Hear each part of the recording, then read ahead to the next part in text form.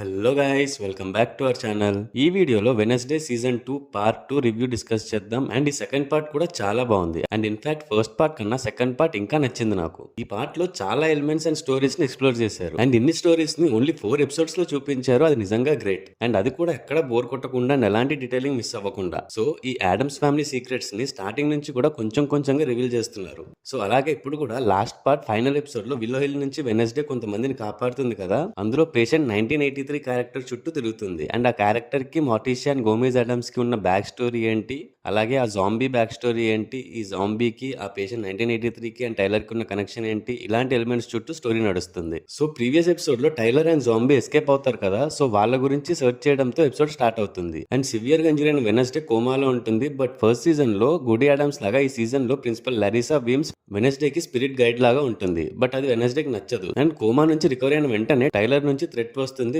వెనస్డేని and ఈనిటిని చంపేస్తా అని. So అప్పటి నుంచి సర్వైవల్ స్టోరీ స్టార్ట్ అవుతుంది. అలాగే చెప్పా కదా, ఆ జాంబీ అండ్ ఆ పేషెంట్ స్టోరీస్ సైమల్టేనియస్ గా రన్ అవుతాయి. అలాగే ప్రెసెంట్ ప్రిన్సిపల్ గా ఉన్న డాట్ కి కూడా ఒక బ్యాక్ స్టోరీ ఉంటుంది. ఫస్ట్ నుంచి క్యారెక్టర్ కొంచెం గ్రే షేడ్స్ ఉన్నాయి, కానీ ఇలాంటి ఒక ట్విస్ట్ ఎక్స్పెక్ట్ చేయలేదు. అలాగే ఈనిడ్, ఆగ్నెస్, ఏజాక్స్, పర్క్స్లీ, బియాంకా వీళ్ళందరి క్యారెక్టర్స్ అండ్ స్టోరీస్ కూడా చాలా ఇంపార్టెంట్ రోల్ ప్లే చేస్తాయి. అండ్ ప్రతి ఒక్కరికి కూడా మంచి క్యారెక్టరైజేషన్ ఇచ్చారు. ఆల్సో థింక్ కి కూడా ఒక బ్యాక్ స్టోరీ ఉంటుంది. సో ప్రతి ఇంపార్టెంట్ క్యారెక్టర్ కి కూడా మంచి జస్టిఫికేషన్ ఇచ్చారు. That was really nice. అలాగే సెకండ్ సీజన్ లో మోటిషియా ఆడమ్స్ సిస్టర్ ఒఫీలియా గురించి చాలా సార్లు మాట్లాడతారు, కానీ తనకి ఏమైంది అనేది క్లియర్ గా చెప్పరు. బట్ ఈ సీజన్ ఎండింగ్ లో ఒఫీలియా బ్రతికే ఉంది అండ్ తనని వాళ్ళ మదరే బంధించి ఉంచినట్టు చూపిస్తారు. అండ్ ఆమె గోడ మీద వెనస్డే మస్ట్ డే అని రాసుకుంటుంది. అలాగే ఈ నెట్ వేర్ వోల్ఫ్స్ లో ఆల్ఫా అని చెప్తారు. సో ఈ ఆల్ఫాస్ ఫుల్ మూన్ రోజు వోల్ఫ్ గా కన్వర్ట్ అయితే ఇంకా లైఫ్ లాంగ్ అలాగే ఉండిపోవాలి. సో అలా జరగకుండా ఉండాలి అని ఈ నెట్ తనని తానే ఒక కేజ్ లో లాక్ చేసుకుంటుంది. కానీ వెనస్డే డేంజర్ లో ఉంది, తనని కాపాడాలి అని తప్పక ఫుల్ మూన్ రోజే వోల్ఫ్ అవుట్ అవుతుంది. సో ఇంకా మళ్ళీ తను నార్మల్ అవ్వలేదు కాబట్టి అక్కడి నుంచి వెళ్ళిపోతుంది. అండ్ వెనస్డే ఈ నీట్ ని సేవ్ చేయాలని తనని వెతుక్కుంటూ వెళ్తుంది. సో థర్డ్ సీజన్ లో ఈ ఒఫీలియా ఆడమ్స్ గురించి అండ్ అలాగే ఈ నీట్ గురించి ఉండబోతుందని హింట్ ఇచ్చారు.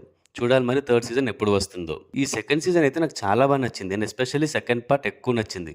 మీరు ఒకవేళ ఈ సీజన్ ఆల్రెడీ చూసేసినట్టయితే మీకు ఎలా అనిపించిందో కమెంట్స్ చేసి చెప్పండి. అలాగే మా వీడియో మీకు నచ్చినట్టయితే లైక్ చేసి మీ ఫ్రెండ్స్ అండ్ ఫ్యామిలీ మెంబర్స్ కి షేర్ చేయండి. అండ్ మన ఛానల్ ని ఇంకా సబ్స్క్రైబ్ చేసుకోకపోతే వెంటనే సబ్స్క్రైబ్ చేసుకోండి guys. Also follow us on Facebook and Instagram. Thanks for watching. See you in the next video. Audios.